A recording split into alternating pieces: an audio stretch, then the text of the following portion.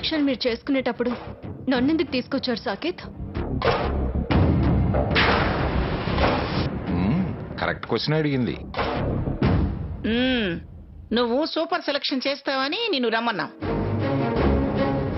ఇలా cheap selection చేస్తావని నాకు తెలియక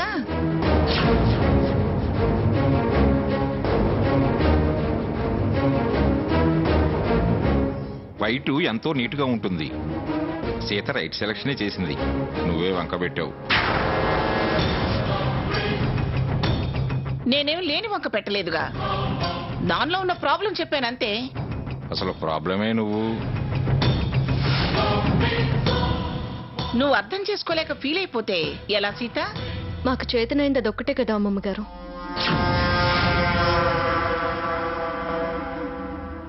ఇప్పుడు ఒక్కటేగా సెలెక్ట్ చేసింది, ఇంకా 4 కావాలి. సెలెక్ట్ చేసి చూద్దాం నీ టేస్ట్ ఏంటో.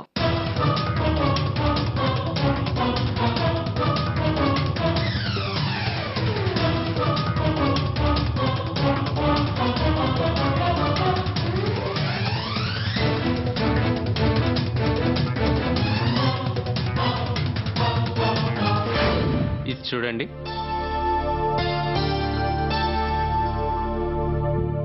మరి ఇంత చిన్న పుస్తక మీ పాత బంగారానికి మీ బడ్జెట్ కి ఇంతకంటే పెద్దది రాదమ్మా.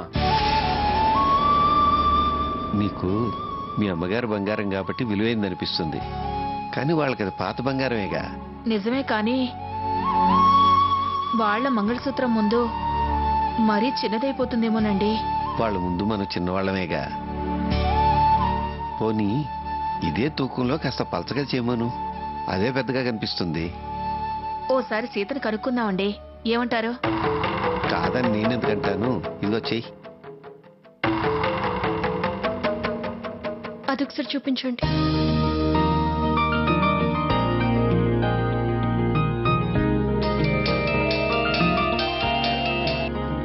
హలో, ఎక్కడున్నావు సీత? సాకేత్ కి బట్టలు సెలెక్ట్ చేస్తున్నామమ్మా. ఏ షాప్ లో కొంటున్నారు? ఆర్కే షాప్ లో కొంటున్నామమ్మా. ఓ అలాగా, మేము అదే షాప్ లో ఉన్నామే. ఏంటమ్మా మీరెందుకు ఇక్కడికి వచ్చారు? నీకు మంగళసూత్రం తీసుకుందామని. అలాగా, దాని గురించి నీతో మాట్లాడాలని ఫోన్ చేశానే. ఎలాగో ఇక్కడే ఉన్నావు కదా, ఓసారి గోల్డ్ షాప్ కి రావే. అలాగేనమ్మా, వస్తాను. ఎవరు? మా అమ్మ. ఏమిటి అలాగే వస్తా అని చెప్తున్నావు? అర్జెంటుగా రమ్మందా నిన్ను?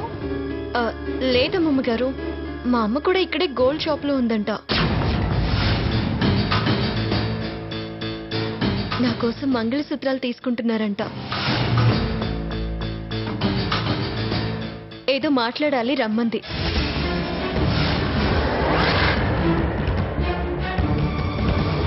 ఇందాక చూసిన మంగళసూత్రం ప్యాక్ చేయండి.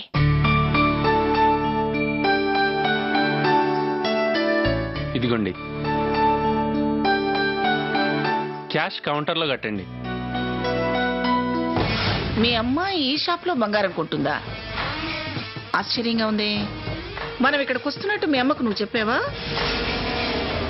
లేదమ్మమ్మ గారు, యాక్సిడెంటల్ గానే వచ్చారు. అలాగా, మరి మేము రావచ్చా, నిన్నొక్కదానే రమ్మందా? భలే వారే, వద్దని ఎందుకంటాను, మీరు కూడా రండి. ఇదిగో బాబు, ఇప్పుడు సెలెక్ట్ చేసినవన్నీ ప్యాక్ చేసి పెట్టు. ఫిబ్రవరి 22 లోగా మళ్ళీ కొత్తవి ఏమైనా వస్తే వెంటనే కబుర్ చేయి.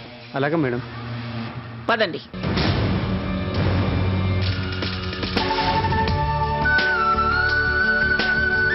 Thank you madam. Thank you sir.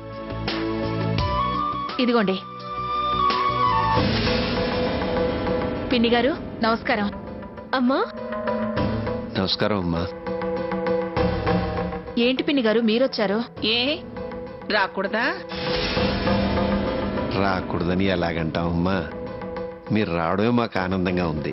ఏది, నువ్వేదో బంగారు మంగళసూత్రాలు కొంటున్నావటగా? అది అది ఏమిటి, మా మంగళసూత్రాలకి పోటీగా కొంటున్నావా? మీతో పోటీ పడ్డానికి మేము ఎంత వాళ్ళం అమ్మా. తల్లిగా కాసు బంగారం దాని మెడలో పెట్టాలనే తపన. తపన సరేలే, ఏది ఏది ఆ మంగళసూత్రం? కాస్త ఇటు అటుగా తగ్గట్టుగా ఉండాలిగా మరి. ఏదో సాంప్రదాయానికి పెట్టడమే గాని మేం తెగనమ్ముడిపోయినా మీకేమాత్రం దగ్గరగా పెట్టలేం కదమ్మా. మా అమ్మ మనవరాలికి పెట్టవే అని తన బంగారం నాకిచ్చింది. దానికి తోడు చిన్న చితకా వేసి కాస్త డబ్బు జమ చేసి పుస్తి చేయిస్తున్నాం పిన్ని గారు. బాగుంది సావిత్రి, చందాలేసి పెళ్లి చేస్తున్నావు అన్నట్టుంది.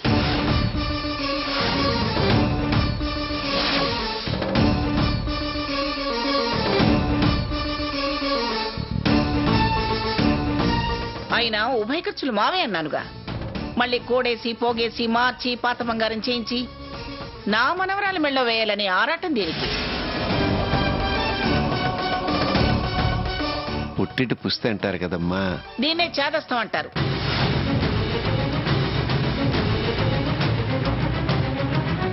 ఏది సావిత్రి టీవు?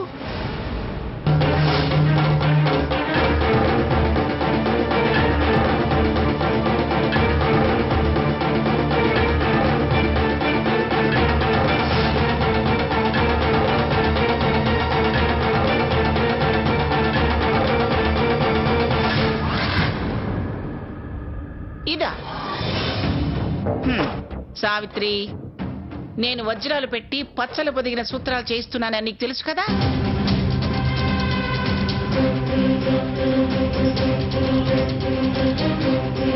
తెలుసు పిన్ని గారు. మరి ఇదేమిటి? వాటి పక్కన ఇది దిష్టి పూస కంటే నాసి రకం.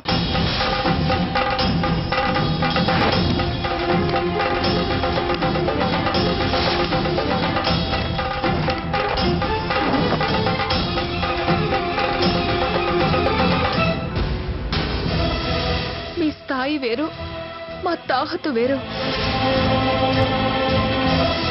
దీన్నే కాస్త పెద్దది చేయిద్దామా అని అడగడానికి సీతను రమ్మన్నాను పిన్ని గారు. రేకు కొట్టించి సైజు మ్యాచ్ చేద్దామనా? పేదప్ప బుద్ధులు, పేదప్ప వేషాలు.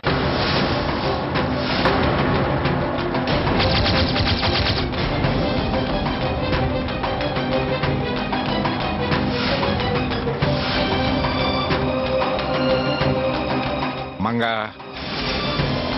మీరాగితే మంచిది. అమ్మమ్మ గారు, నువ్వు ఆగు తల్లి.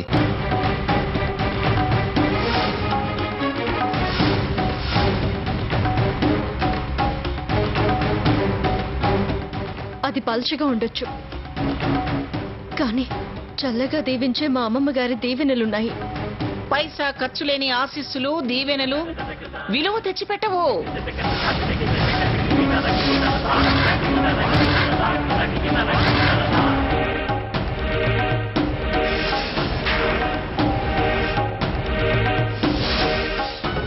సాంప్రదాయాలకి వెలుండదమ్మమ్మ గారు, విలువలే ఉంటాయి.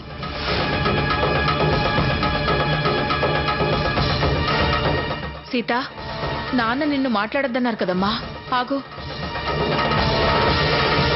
ఇలా అని ఒక్క మాట ముందు చెప్పుంటే అసలు మిమ్మల్ని ఇక్కడ దాకా రానిచ్చేదాన్ని కాదు. ఎన్నిసార్లు చెప్పినా మీ నాముషి ఏమిటో నాకు అర్థం కావటలేదు.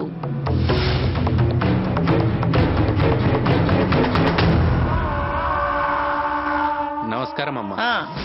ఇదిగో చూడండి, మొన్న మాకు మంగళసూత్రం ఇచ్చారు కదా, మాకిచ్చిన సూత్రంలో డైమండ్ చుట్టూ పచ్చలు పొదిగున్నాయి. అలాంటిది ఇంకొకటి తెప్పించి వాళ్ళకి ప్యాక్ చేసి ఇవ్వండి. సరే అమ్మా.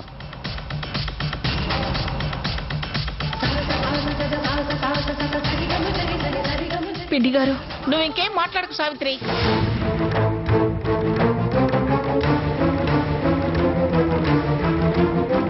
పుట్టింటి మంగళసూత్రం. పుట్టిల్లు, అత్తారిల్లు అనే పట్టింపులు సీత విషయంలో ఏం లేవు.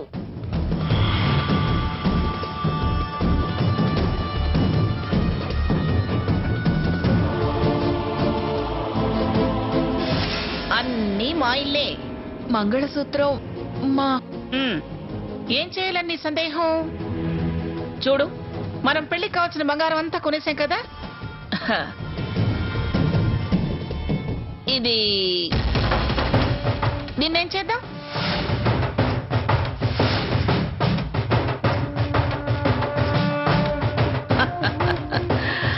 అమ్మవారికి కానుకగా ఈ హుండీలో వేసేద్దాం.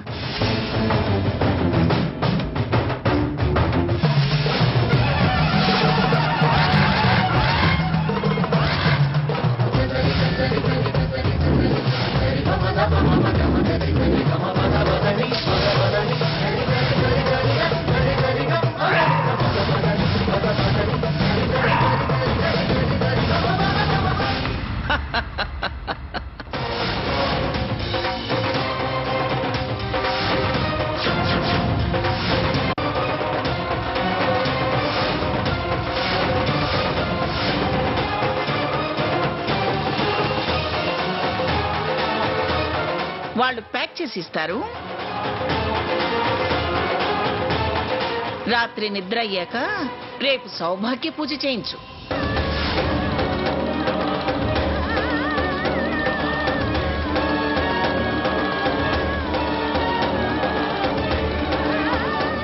పదరా సాకిత్, వీళ్ళు తెలిసి వచ్చారో తెలియకొచ్చారో నాకు అర్థం కావట్లేదు.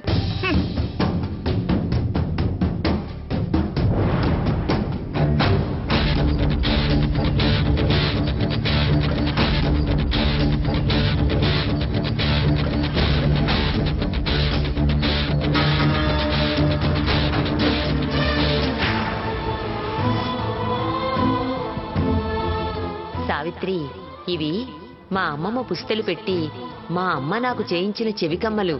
వీటితో నువ్వు నీ పెద్ద కూతురికి నా గుర్తుగా పుస్త చేయించి పెట్టు. మనవరాలి పెళ్లి చూడలేని అమ్మమ్మ ఆత్మకి తన పెళ్లి చూసిన ఆనందం కలుగుతుంది.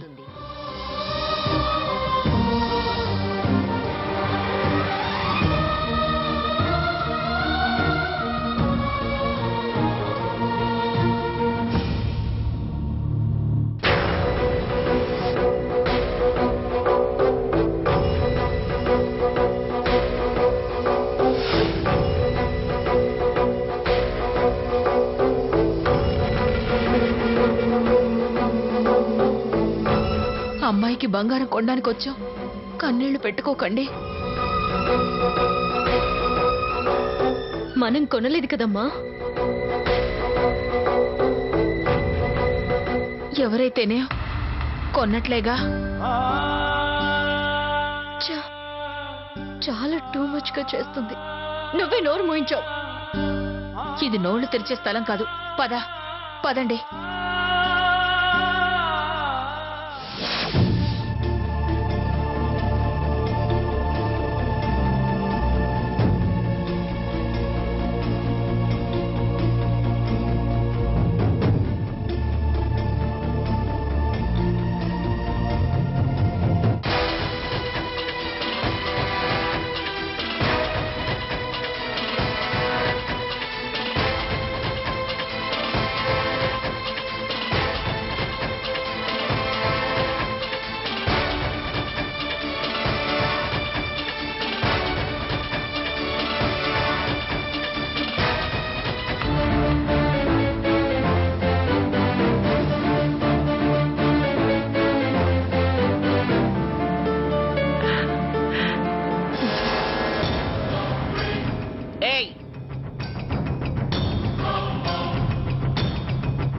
ఏమిటి ఆరాటం?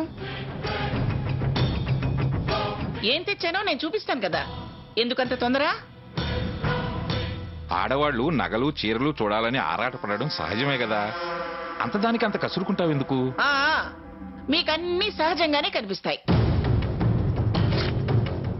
స్థాయి తక్కువ మనుషులు, స్థాయి తక్కువ ఆలోచనలు.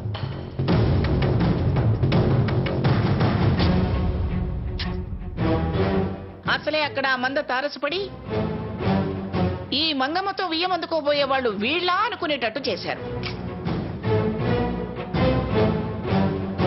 ఇక్కడ మీరు దీన్ని సమర్థిస్తూ దొందే అన్నట్టు ప్రవర్తిస్తున్నారు. తగుదునమ్మా అని అన్నిట్లోనూ తలదూర్చి తోచింది మాట్లాడకండి.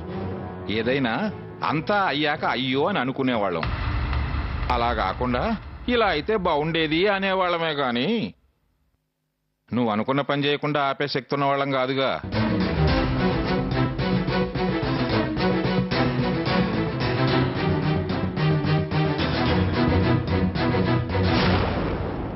ఆవిడలా అహంకారంగా ప్రవర్తిస్తుంటే మనం భరిస్తూ బ్రతకాలంటావా?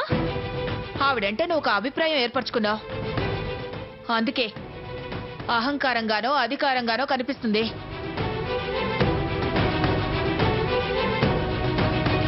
కానీ నేను పెద్దతనంగా చూస్తాను, పద్ధతిగా అనిపిస్తుంది. తప్పు కనిపించదు అనిపించదు. అందుకే ఎదురు మాట్లాడను.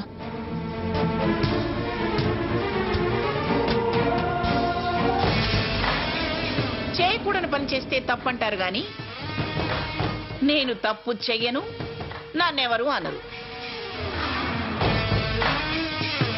మీరు మాట అనటానికి ఆపటానికి నేను అవకాశం ఇవ్వను. నీకు తప్పు అని అనిపించినంత మాత్రాన అంతా కరెక్ట్ అని అనుకోకు.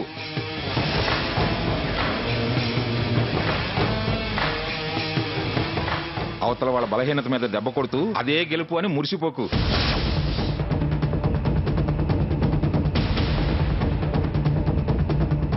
పాపం ఆ సావిత్రికి వాళ్ళ అమ్మ పోతూ పోతూ చేతిలో పెట్టిపోయి ఉంటుంది. తల్లి జ్ఞాపకంగా కూతురికిద్దామా అనుకొని ఉంటుంది. కానీ నువ్వు ఆవిడ ఆశను నిరాశపరిచావు. అది తప్పు కదా? వాళ్ళు బాధపడరా? ఆ పెట్టింది పోయింది. అదేమన్నా మణుల, మాణిక్యాల, మాన్యాల, చింత పిక్కంత బంగారం.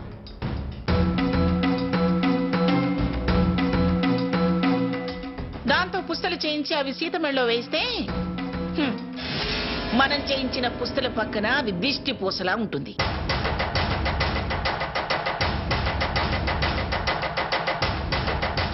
జనం నవ్వుకోవడానికి ఇంకేం ఉండదు. లెవెలు స్థాయి అంటూ వాళ్ళని మనస్తాపానికి గురి చేయడం ధర్మమా? వాళ్ళేమీ మనస్తాపం పడరు గాని వాళ్ళ కోసం మీరు అనవసరంగా ఫీల్ అవ్వకండి. నువ్వు వజ్రం వైడూర్యం అనే చూశావు, వాళ్ళ ప్రేమను చూడలేదే.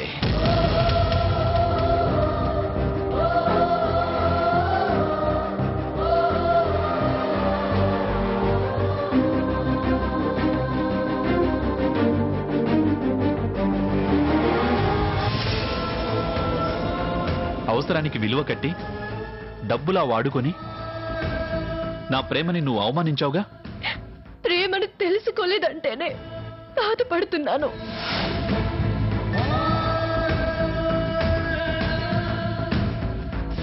సాకేత్ నన్ను కూడా సరిగ్గా అదే మాట అన్నాడు. ఇప్పుడు వాళ్ళ గ్రానీనేమీ అనలేదే.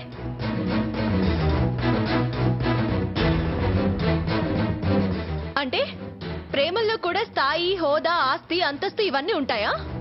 మనం చేస్తే తప్పు, వాళ్ళు చేస్తే మాత్రం రైటా?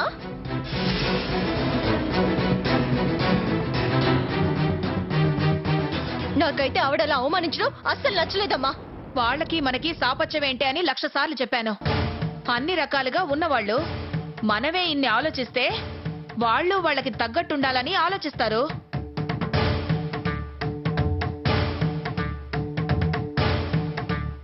అయినా అందులో అవమానపడటానికి ఏముంది? రేకు పుస్తి పోయి వజ్రాల పుస్తి వచ్చింది. దక్కిన అదృష్టానికి ఆనందపడాలి. అందులో ఏమన్నా ఉండొచ్చు, కానీ అమ్మమ్మ ప్రేమ లేదుగా.